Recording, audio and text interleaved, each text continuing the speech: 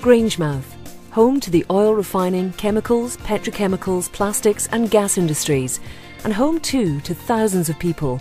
You and your family and your neighbours and workmates who are all well used to the kind of work that goes on here. And you know how vital the industry is to the local, national and international economies. There is a strong demand for the type of products manufactured here, so perhaps we can be confident in the future prosperity of the area. However, the safety of our industrial processes is paramount, and that's something we should all never forget. Many of the materials handled are potentially dangerous, so the work that goes on here has to be done with great care. Each company takes its responsibility for handling hazardous substances very seriously. The law requires them to. But back in the late 1960s, even before major accident legislation was in place, the companies, local authorities and emergency services got together as a partnership to form a Major Incident Control Committee, known as MICC, to pull together individual company and local authority plans for dealing with emergencies. That committee, unique in Scotland, still meets today to discuss improvements in emergency response and carries out exercises regularly. So what are the potential hazards? Fire and explosion are two obvious dangers. Both may result in harm to people and property damage and could result in the formation of smoke, which could cause breathing difficulties, while the release of toxic gases into the air could give rise to short and long-term health problems if the correct course of action is not taken. In addition, the release of certain materials could have a polluting effect on a wide range of natural resources.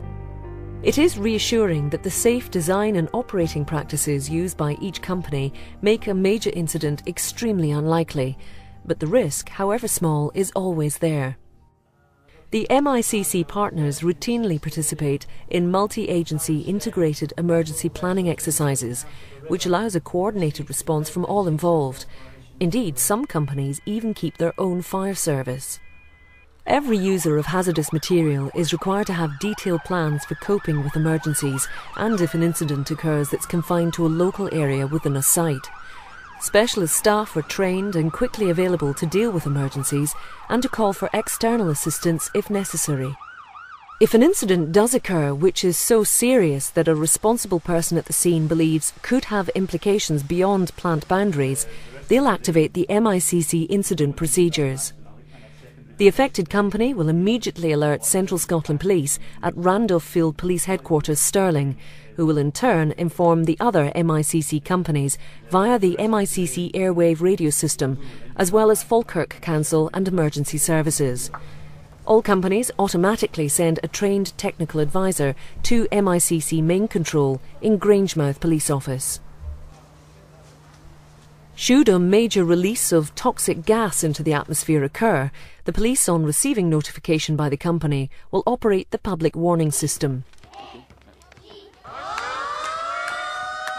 This two-tone alarm sounds continuously for 5 minutes and is silent for 1 minute before continuing the cycle. If you hear the public warning system, or if you're suddenly affected by a gas in the atmosphere, go immediately indoors, close all external doors and windows, and turn off ventilation systems. Extinguish all naked flames and, if possible, go to an upper floor and tune to local radio station Central FM for information about the incident. Do not attempt to collect your children from school. You can be assured they will be properly cared for.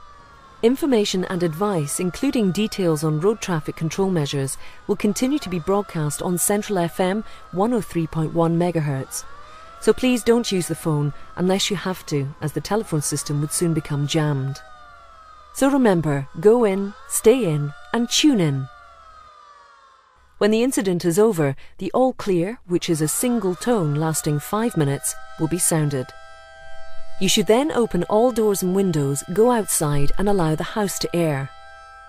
Obviously, it is important to test the public warning sirens from time to time, so twice a year at 7 p.m. on the first Wednesday in June and at 2:30 p.m. on the first Wednesday in December, this will be done. Posters alerting you to these tests will be displayed locally. If you hear the alarm at any other time, the safety guidelines must be followed. These guidelines are also detailed in a leaflet issued every 2 years by the MICC partners. Falkirk Council can supply additional information on request and on their website www.falkirk.gov.uk. Emergencies affecting the public are unlikely, but if one did arise, the members of MICC would know exactly how to deal with it to limit damage and any threat to your well-being by implementing their integrated and well-practiced emergency plans. Now you know how you should react, so be reassured. But be aware, together as good neighbours, we'll keep Grangemouth and surrounding area safe places to work and play and a good place to live.